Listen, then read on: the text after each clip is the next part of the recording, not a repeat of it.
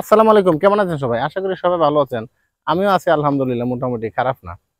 আচ্ছা, গল্পটা আপনাদের সামনে আজকে যেটা বলতেছি সেটা এরকম। এক কুলি, বাজারের কুলি, সে স্বপ্ন দেখতেছে যে অনেক বড় হওয়ার। তো কি চিন্তাধারা কি? সে মনে করেন যে চিন্তাধারা করলো সে বড় হওয়ার। কিভাবে বড় হবে পরিকল্পনা দেখেন তার এরকম যে এক বাবু আসলো, আয়সা বলতেছে যে সে শ্বশুর বাড়িতে যাবে একটা মিষ্টির পাতিলা নিয়ে। পরে বলতেছে, যাবা তুমি? আমাকে এই পর্যন্ত দেয়া আসো মিষ্টির পাতিলাটা, আমি তোমাকে 5 টাকা দিব। পরে ওই লোকে কি করছে, যে স্বপ্ন দেখতেছে কুলি বিশ্ববিখ্যাত বড় হওয়ার, সে কি করছে, এই পাতিলাটা, মিষ্টির পাতিলাটা মাথায় নিছে। মাথায় নিয়ে ওই লোকের পিছে পিছে হাঁটতেছে। আর ওই লোক যাবে শ্বশুর বাড়িতে, ওই লোকের পিছে পিছে যাইতেছে। আর ওই সে সব পরিকল্পনা করছে যে এই লোকে আমাকে 5 টাকা দেবো, আমি 5 টাকা খরচ না করে কি কিনবো, একটা মুরগির ডিম কিনবো। তো কি ভাবছেন, মুরগির ডিম কিনে খাই লাগবো না? এই মুরগির ডিম কিনে আমি মুরগির ডিমটা আমি বসাবো, তারপর মুরগির ডিম থেকে একটা বাচ্চা ফুটবে। তারপর এই বাচ্চাটা আমি বড় করবো, বাচ্চাটা বিক্রি করে আমি আরো কয়েকটা ডিম কিনবো। আমি আরো কিছু ডিম কিনে পরে আমি কি করব, এই ডিমগুলা আমি আবার বসাবো। আবার বসায় আমি আরো কিছু মুরগি হবে, পরে অনেকগুলা মুরগি হবে। মুরগি হওয়ার পর মুরগি বিক্রি করে আমি মানে ছাগল কিনবো। আমি ছাগল বিক্রি করে আমি গরু কিনবো। গরু বিক্রি করে আমি মহিষ কিনবো। তারপর আমি এগুলা বিক্রি করে একটা জায়গা করব, তারপর একটা ফ্যাক্টরি করব, তারপর কিছু লোক রাখবো। আমি শহরের সেন্টারে একটা জায়গা করব, ইনশাল্লাহ 5 তলা একটা বিল্ডিং করব।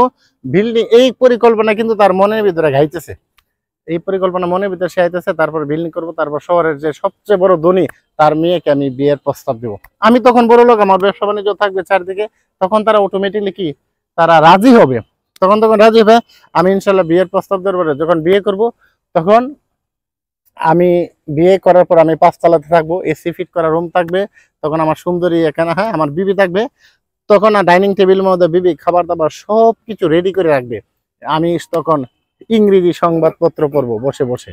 বিবি যখন আসবে, কি গো, আসা এসে বিবি যখন এসে বলবে খাওয়ানোর সময় হয়েছে, আও খেলা ভাইয়া, তখন আমি একটু অভিমান করে এই মুখটাকে একটু নাড়া করে বলবো, না এখন আর খাবো না, পরে খাবো। এই কথা যখন গেছে, না এখন আর খাবো না, তখন তো মাগা রসগোল্লা পড়ে গেছে নিচে। রসগোল্লা পড়তে পড়তে তারপরে বালুতে মিশে, আর রসগোল্লা তো বালুগুলো হয়েছে গা। তখন তো ওই লোকে, হ্যাঁ, তুমি যেমন মিষ্টিতে ফেলেন, আমি সামনে শ্বশুর বাড়ি যেতেছেন, মিষ্টি তারা কি দেবো, তুমি আমার মিষ্টিগুলো ফেলাই দিলাম, তুমি এই কামটা ঠিক করছো, সবগুলো মিষ্টি তুমি নষ্ট করে তুমি। তখন বলছে, আরে রাহেন, মিষ্টি আপনার শুধু তো মিষ্টি গেছে, আমার কি কি গেছে জানেন? আমার কাছে বাড়ি গাড়ি, মহিষ গরু ছাগল মুরগি, এমনকি সাথে বউটাও গেছে। ওই পাগলে কি কই, এটা কেমনে সম্ভব? এটা কেমনে সম্ভব? এই আমি এইভাবে আমি পরিকল্পনা করছিলাম। পরে এই কথা শুনে বেটা দিছে আইসে। যাই হোক, মূল ঘটনা যাই হোক, বেটার স্বপ্ন হয়তো বা এখানে ভেঙে গেছে, কিন্তু হয়তো বা সে আবার পুনরায় সেই স্বপ্ন দেখতেছে, তার স্বপ্ন বাস্তবায়ন হতে পারে।